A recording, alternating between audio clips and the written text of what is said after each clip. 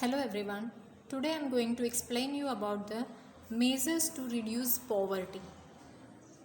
आगे हमने जो भी causes थे, economical causes, historical causes, political, other सारे reasons हमने देखे थे. अब ये reasons तो पता चल गए, पर उसके according to अब हम how to eradicate the poverty means how to remove the poverty. तो यहाँ पर फर्स्ट पॉइंट दिया गया है टू इंक्रीज एग्रीकल्चर प्रोडक्टिविटी. क्यों यहाँ पर इम्पोर्टेंस दिया गया है? क्योंकि हमारा देश जो है वो लेबर इंटेंसिव टेक्निक्स के थ्रू एग्रीकल्चर बेस्ड प्रोडक्शन कर रहा है. तो उसके अकॉर्डिंग टू हमारे एग्रीकल्चर प्रोडक्टिविटी को इंक्रीज करेंगे तो सारे अनएम्प्लॉयमेंट के इश्यूज़ है वो रिमूव होंगे. और उनके अंदर अवेयरनेस लानी चाहिए कि जो नए नए संसाधन है, मशीनरीज, टेक्नोलॉजीज़, वो अपडेटेड यूज़ करें so that can be increase the productivity. और यहाँ पर दिया गया है encouragement through public programmes. Farmers have to make aware about the public programmes. Farmers are inform about the updated technologies, जैसे कि फर्टिलाइज़र्स यूज़ करने का.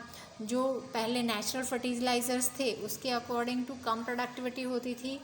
फिर हाइब्रिड सीड्स के जो भी प्रोडक्शन होते थे वो ज़्यादा से ज़्यादा प्रोडक्शन होता है. तो that are the technologies. Crop cut करने के लिए कल्टीवेटर्स आते हैं, सीड्स निकालने के लिए थ्रेसर्स आते हैं. So that updated technology have to be used and available resources at a reasonable rate and improve the infrastructure facilities. means अगर उनके पास जो ग्रेन्स उगे हैं तो उनका जो भी प्राइजेस है वो मार्केट के अंदर जो भी रेगुलेट हो, उसके लिए अच्छे दाम मिले, जिसके लिए उनको जो भी खर्च हुआ है उस प्रोडक्शन करने के लिए वो सब उनको अफोर्ड कर पाए और उसके बाद भी थोड़ा सा मिले. तो उसके लिए that have to try more and more. तो उसके लिए इंफ्रास्ट्रक्चर फैसिलिटीज़ मीन्स ले जाने के लिए ग्रेन्स को एक जगह से दूसरी जगह पे वो इम्प्रूव्ड इंफ्रास्ट्रक्चरल फैसिलिटीज़. कम्युनिकेशन, अगर पैसे आते हैं तो बैंक के अंदर आए और हमारे जो मार्केट प्राइस है वहाँ पर उनके जो भाव है उनको भी इम्पोर्टेंस दिया जाए. तो ये सब की वजह से farmers have to be encourage more and more और वो प्रोडक्शन ज़्यादा करेंगे और agriculture will increase the productivity and also employment opportunities भी बढ़ेगी. फूड ग्रेन्स भी अच्छे से डिस्ट्रीब्यूट होंगे, अफोर्ड कर पाएंगे कंट्री, एंड प्राइजेस जो है वो डिक्रीज होंगे and that will be the advantage to remove the poverty. Next हमारा है development of small scale industries. क्योंकि बहुत ज़्यादा लोग जो है, so many people are depend on the small scale industries. और हमारे कंट्री का स्मॉल स्केल इंडस्ट्रीज़ के अंदर जो भी प्रोडक्शन इनकम आता है that contribution in gross national income and employment is more. जो हिस्सा होता है वो ज़्यादा से ज़्यादा है. तो इसीलिए ये भी एक पार्ट है कि स्मॉल स्केल इंडस्ट्रीज़ को अगर डेवलप करेंगे तो कंट्री की इनकम बढ़ेगी. थर्ड है हमारा development of unorganised sector. Unorganised sector includes the vegetable vendors, mason in construction sector, agricultural labour, vendors etcetera. तो ये जो जिसके पास कोई प्रॉपर जगह नहीं होती है तो दैट आर, और उनके पास प्रॉपर इनकम नहीं होती है, कभी कभी काम मिलता है कभी कभी नहीं मिलता है, तो उनका डेवलपमेंट भी देखना पड़ता है. उनकी जो कंडीशन होती है, काम मिलता है तो वो कर लेते हैं, काम नहीं होता है, कंस्ट्रक्शन का काम एवरी टाइम नहीं होता है. तो मैसन जो है वो कभी कभी बेकार भी होते हैं. वेजिटेबल वेंडर्स जो है उनको उनका स्थायी जगह नहीं फिक्स होता है कभी कभी. और एग्रीकल्चर बेस्ड एम्प्लॉय जो है उनको कभी कभी सीजनल अनएम्प्लॉयमेंट का सफ़र करना पड़ता है. तो ये कंडीशंस बहुत ही ख़राब होती है. तो national commission has recommended and to decide the working condition, जो उनकी वर्किंग कंडीशन है उनको बताया, और उनके according to life insurance, health,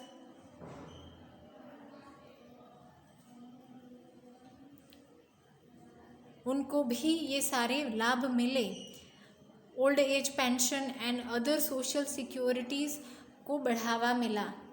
तो इनको तो इंश्योरेंस कहाँ, जो परमानेंट जॉब करते हैं उनको इंश्योरेंस मिलता है, पर गवर्नमेंट ने, नेशनल कमीशन ने ये डिसाइड किया कि इनको भी ये सारे लाभ मिलने चाहिए, क्योंकि ओल्ड एज हो जाती है तब वो कैसे अपना गुजारा करेंगे। ये सारे वेजिटेबल वेंडर्स जो है, छोटा मोटा काम करके कमाने वाले जो वेंडर्स है, तो उनके लिए तो पीछे का जो ज़िंदगी है उसका गुजारा डिफ़िकल्ट हो जाता है।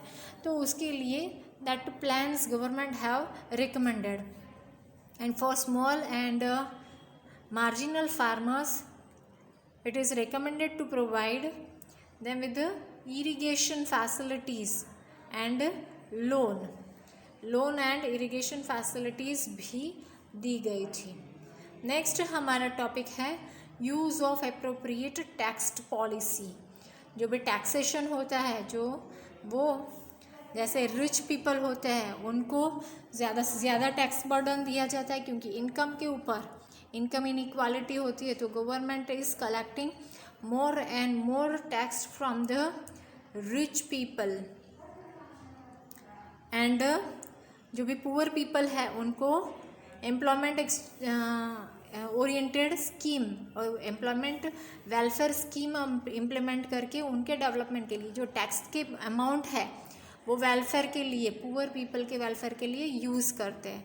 सो that is appropriate tax policy have to be by the government. Then socio-economic condition of the poor improved, तो उनकी सोशल मीन्स सोसाइटी में नाम भी रहता है और financial condition is also improved of that. Next हमारा है rise in human capital investment.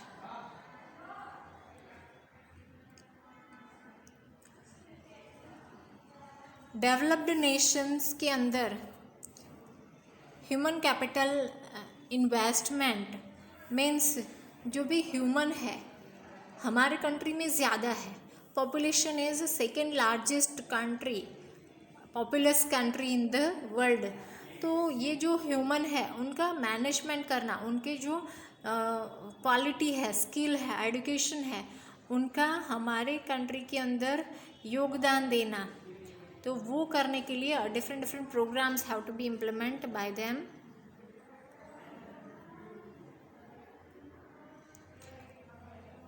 So opportunities to give them skilled people have to be get the large scale investment हमारा है, इसीलिए skilled people are employed for.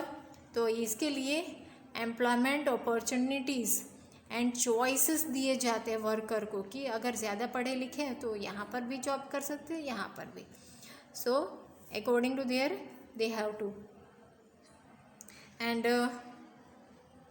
Reflects in high wages.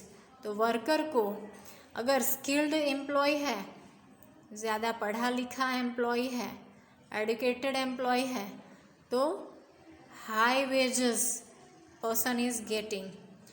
और work pace जो है उसका जो कार्यकाल है जहाँ पर वो काम करता है कंटिन्यूअसली वो काम करता रहेगा, and it takes requirement of training and research. Training research करके वो आगे के आगे बढ़ता ही जाएगा।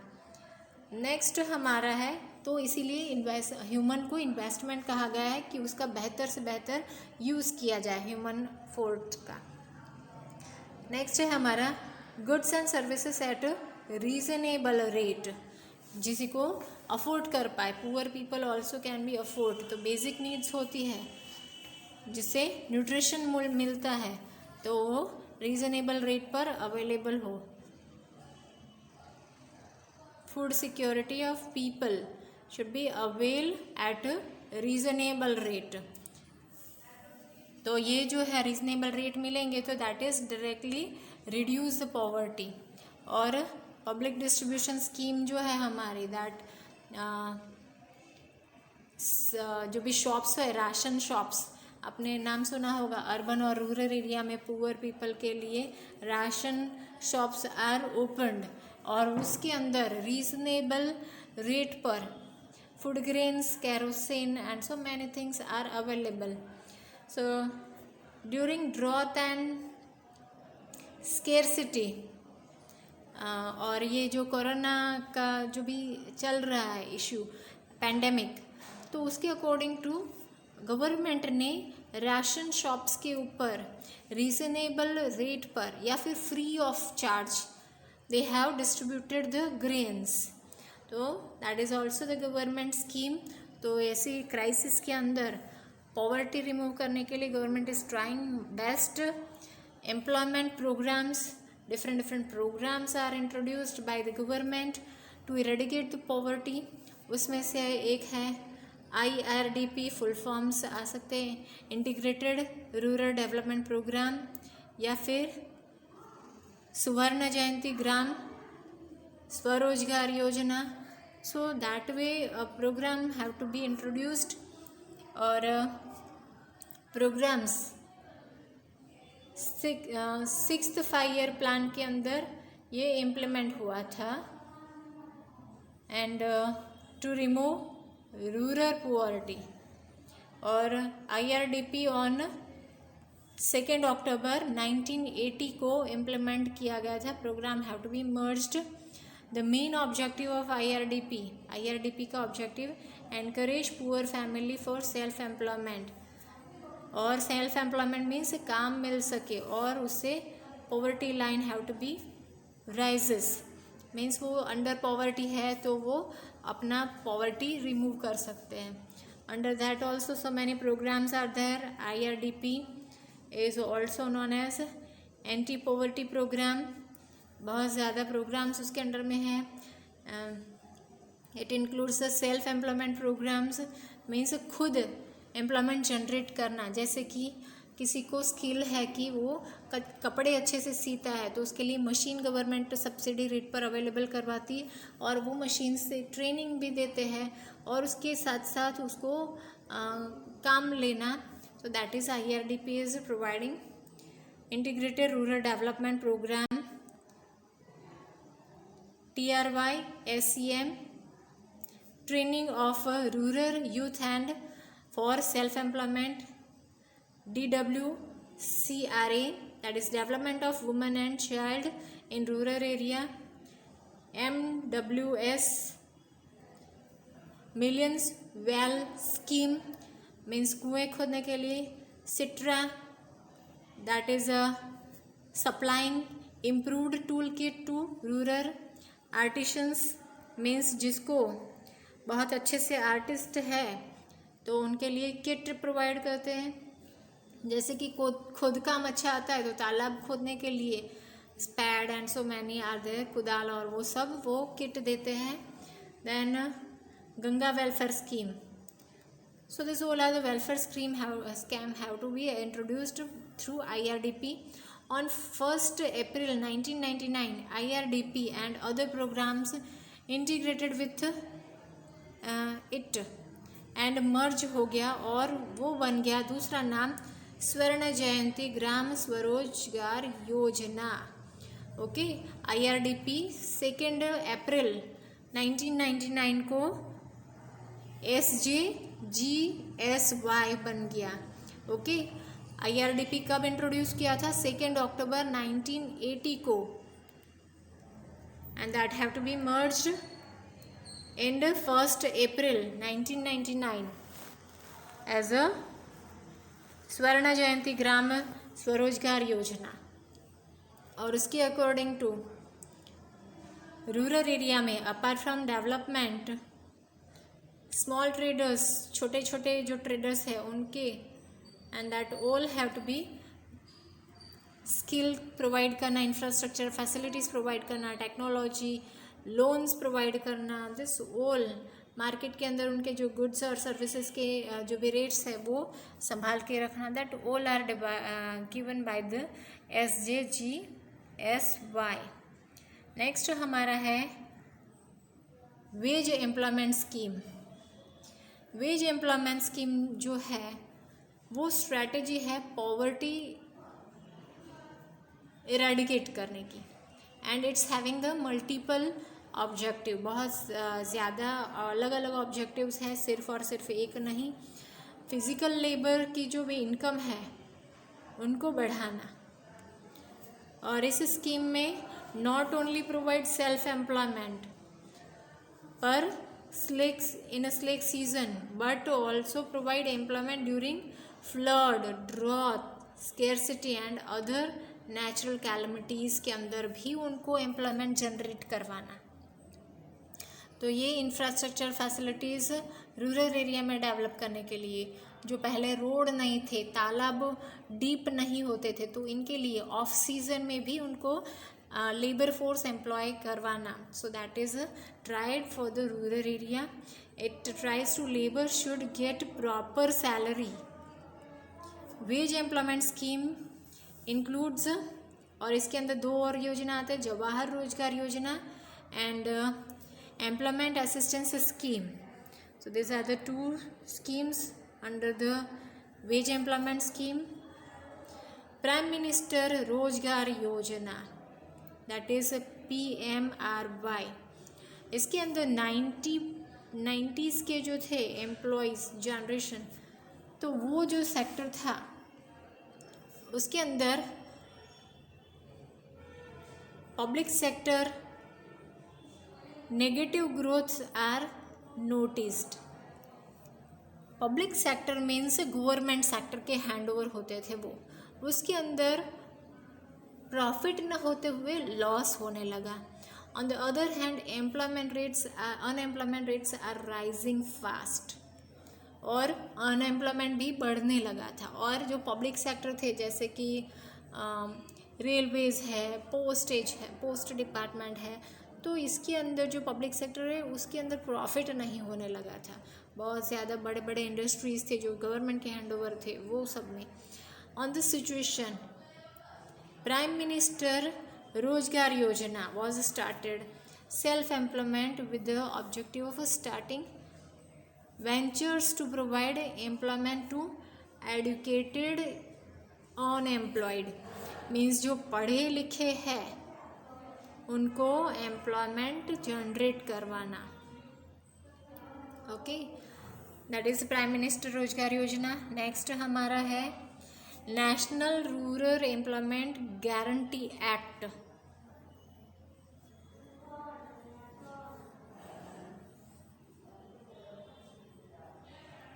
National rural employment guarantee act 2005, that is NREGA.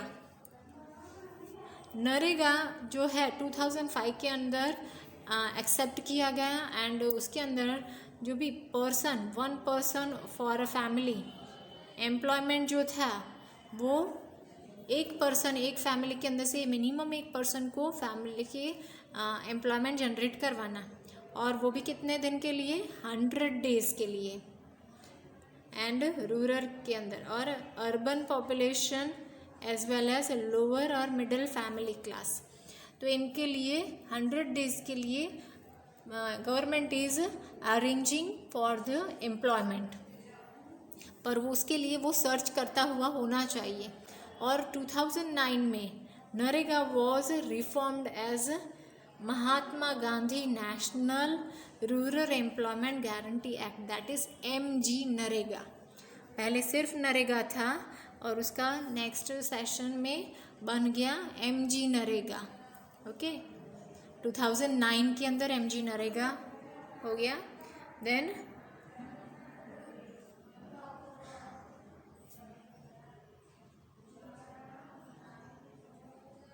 Housing scheme, तो बहुत ज़्यादा प्रोग्राम्स इंट्रोड्यूस किए गए, उसके अंदर housing scheme also have to be introduced, और उसके through they are providing the houses at the reasonable rate.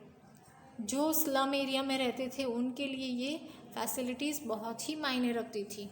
और Indira Awas Yojana was started for the family below poverty line, BPL holders जो है उनके लिए, schedule caste, schedule tribe, SC ST, उनके लिए ये इंदिरा आवास योजना IAY इंट्रोड्यूस किया गया था इन 1985-86 के अंदर। एंड 2013-14 में राजीव गांधी योजना वॉज इंट्रोड्यूस्ड फॉर हाउसिंग, जो हट में रहते थे उनके लिए राजीव गांधी योजना वॉज इंट्रोड्यूस्ड। अर्बन एरिया के अंदर पीपल जो रहते थे that have to be facilitates with drinking water, toilet and electricity facilities भी देना। तो वो and fast increasing problem of dwelling means रहने के लिए जो भी हाउसेस है वो बहुत ही बढ़ रहे थे पॉपुलेशन, और उसके सामने जो घर थे वो कम से कम थे। तो for that from 25 June 2015 urban poor prime minister Awas Yojana PMAY was started. Housing scheme was are important for dwelling poor, जो भी पुअर है, स्लम एरिया में रहते हैं, उनके लिए ये आशीर्वाद रूप है। Social security scheme, that scheme is also very important. Various social security schemes are started with this. Workers of unorganised sector, unorganised sector आगे बताया था, वेजिटेबल्स वेंडर और वेंडर ट्रेडर्स जो भी होते हैं, छोटे छोटे व्यापारी जो होते हैं, उनको कहते हैं अनऑर्गेनाइज्ड सेक्टर। फ्रॉम 9 मई 2015 अटल पेंशन स्कीम उनके लिए, क्योंकि वो रिटायर तो होंगे नहीं, क्योंकि वो जॉब नहीं करते हैं, अपना खुद का बिजनेस होता है और छोटे व्यापारी है, उनके लिए Atal pension scheme was started 9 May 2015. Monthly pension is paid to the people above 60, means 60 साल से ज़्यादा होता है उनके लिए ये योजना है। Prime minister security scheme for the people age group of 18 to 70 years। Accidents insurance 2 lakh तक का, and premium only 12 rupees. And Jeevan Jyoti scheme 2 lakh रुपए के अंदर insurance scheme, and 330 year premium. तो that is for the Jeevan Jyoti 2 lakh का सिक्योरिटी मिलता है, और इंश्योरेंस स्कीम का प्रीमियम 330 है। और सीनियर सिटीजन्स के लिए 18 to 12 जो prime minister scheme security scheme है उसके लिए 2 लाख का सिक्योरिटी सिस्टम और 12 rupees per year premium. So that is and to safeguard farmers crop, जो भी फार्मर का क्रॉप होता है उनके लिए भी प्राइम मिनिस्टर फसल बीमा योजना, prime ministers Fasal Bima Yojana have to be introduced. Then next is a Jan Dhan Yojana. Jan Dhan Yojana, it is very important, and through financial inclusion to hit the root of the poverty. तो इसके लिए जन धन योजना, और उसके according to scheme begins 28 अगस्त 2014। Very first day उनके जो scheme के according to कितने अकाउंट खुले थे, 1.5 करोड़ अकाउंट्स खुले थे, और 8 जनवरी तक that have to be increase to 12.58 crore accounts खुले। एंड इन्वेस्टमेंट कितना हुआ, that is investment with 10,590 crores generated the fund. So that is about then features and importance of Jandhan Yojana. Jandhan योजना के बारे में बताते हैं कि गवर्नमेंट ने 0 अकाउंट से ये अकाउंट खोला गया था, और उसके अंदर गवर्नमेंट जो भी स्कीम्स इंट्रोड्यूस करते हैं उसके थ्रू सारे पुअर फैमिली है वो गवर्नमेंट डायरेक्टली उनके फैमिली के अकाउंट के अंदर, बैंक के अकाउंट के अंदर पैसे डालते हैं। मेन फीचर क्या है? It is the bank account is open with zero balance. After 5 months opening overdraft of 5,000 और 5 महीने के बाद वो 5,000 तक ओवरड्राफ्ट कर सकते हैं। अंडर दिस स्कीम वो इज ओपन बिफोर 26 जनवरी, तो उनको ये बेनिफिट मिलता है लाइफ इंश्योरेंस पॉलिसी का। So that is about Jandhan. Prime minister Jandhan Yojana is prominently a scheme for overall financial inclusion, means poverty remove करने के लिए बहुत ही अच्छा एक साधन है। On the other hand it is directly on a poverty to provide micro financial and banking facilities, means लोग बैंक से अवेयर हो और इसके अंदर ट्रांजैक्ट करते हो। So this is about the lesson. Next session next lesson तक हम शुरू करेंगे। Till that thank you.